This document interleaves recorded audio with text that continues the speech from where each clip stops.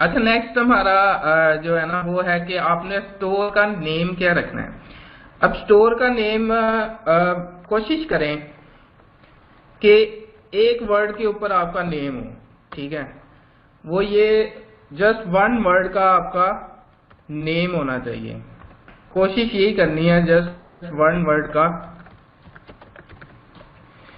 Store name होना चाहिए, ठीक है। अब वन वर्ड का मैं इसलिए कह रहा हूं कि ज्यादातर लोग क्या करते हैं कि आपके स्टोर का नेम जो भी मतलब रखें उसमें कि उनको जल्दी याद भी हो जाए, ठीक है। ये हो कि उनको रिमेम्बर हो जाए कि आपका स्टोर का नेम है। क्योंकि हमने अभी ये क्या करना है,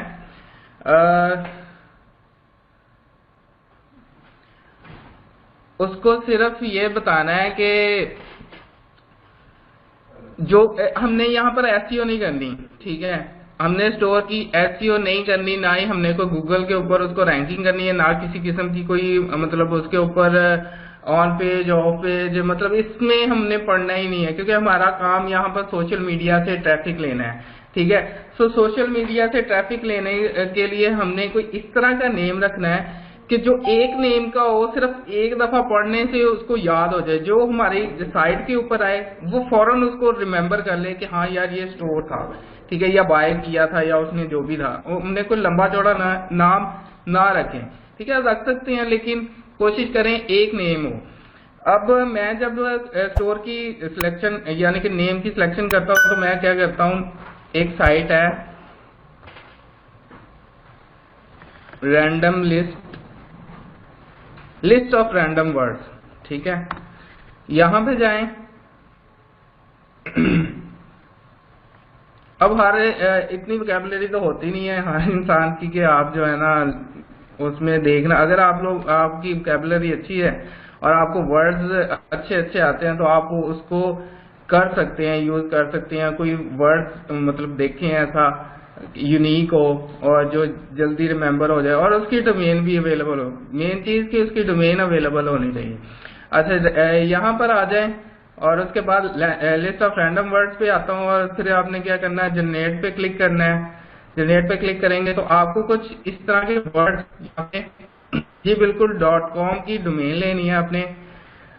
इसके अलावा कोई और डोमेन नहीं लेनी, कोई फ्री डोमेन वाली यूज नहीं करनी है। आपने स्टोर पे सेलिंग करनी है, थोड़ा बहुत आपने काम करना है इसके ऊपर, ओके।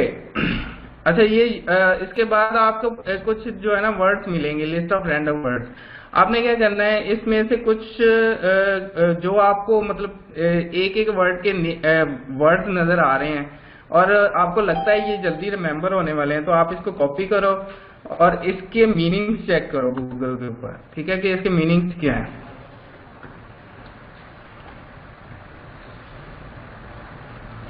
इसके मीनिंग्स चेक करो और अगर आपको इसके मीनिंग्स अच्छे लगते हैं, कोई रिलेटेड टू स्टोर लगते हैं या कोई भी है, तो आप उसको जो है ना फिर आप उसकी डोमेन बाय चेक करोगे, ठीक है। मैं अब जाता हूँ यहाँ पे लिखने के बाद मैं लिखता हूँ मीनिंग इन उर्दू या इंग्लिश जो भी है। अच्छा जी, अब ये देखिए टेक्सटाइल फैब्रिक्स ड्रैपर जो है ना उस वर्ड का a person who sells textile fabrics, यानी कि अगर आप टेक्सटाइल फैब्रिक्स से रिलेटेड कोई स्टोर बनाना चाह रहे हैं तो उससे रिलेटेड आपका ये वर्ड अच्छा है, मतलब ड्रैपर। अब इससे रिलेटेड आपको ये इसके मीनिंग्स अच्छे लगे, आपने कहा चले ये अच्छा है, मैं इसको शॉप बनाता हूँ, इसका एक ब्रांड बनाता हूँ, ठीक है। तो ब्रांड बनाने के लिए एक और साइट है डोमेन सजेशंस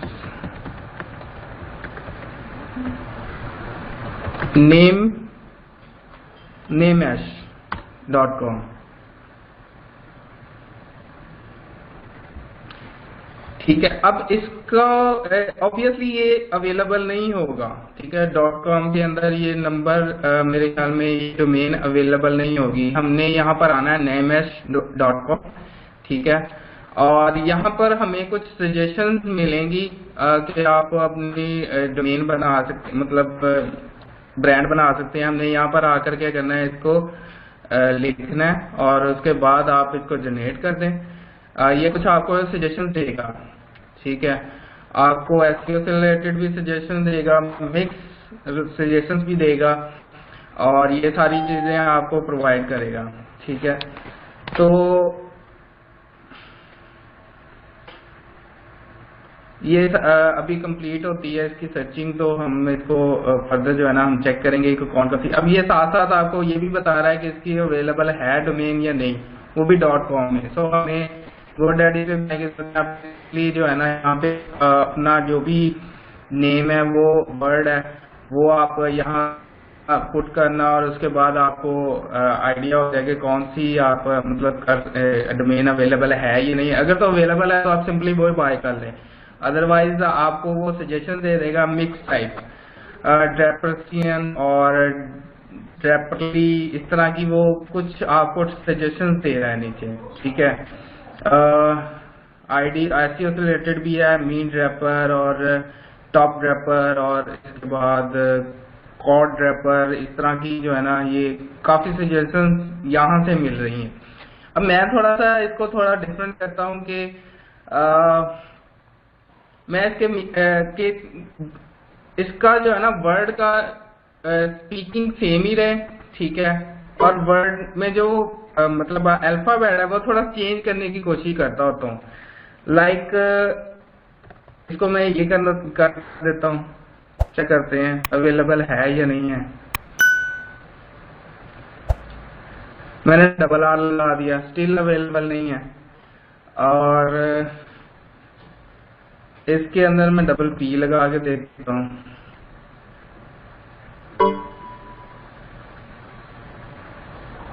मैंने ब्रांड अपना नेम रखना है कि कोई इस तरह का ब्रांड मतलब नेम बन जाए।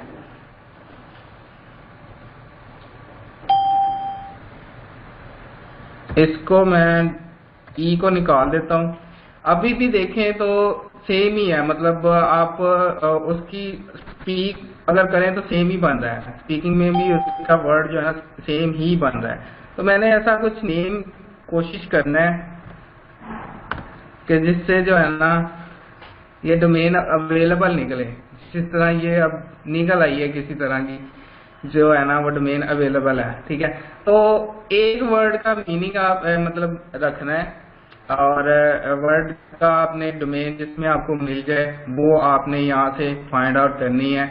आप इनमें से आपको कोई अच्छी लगती है तो वो आप ले लें, या आप खुद से बनाना चाह रहे हैं, आपको लगता है कि यार आप अच्छा वर्ड चेंज बना सकते हो तो आप यहाँ पर कर सकते हो, ठीक है। लाइक मैं आपको अपनी दो साइट के नहीं बताता हूँ, आपको कुछ आइडिया हो जाएगा। एक तो सिजली है, ठीक है, प्लस से ये मैंने लिया है, और ई शॉप 2, ठीक है।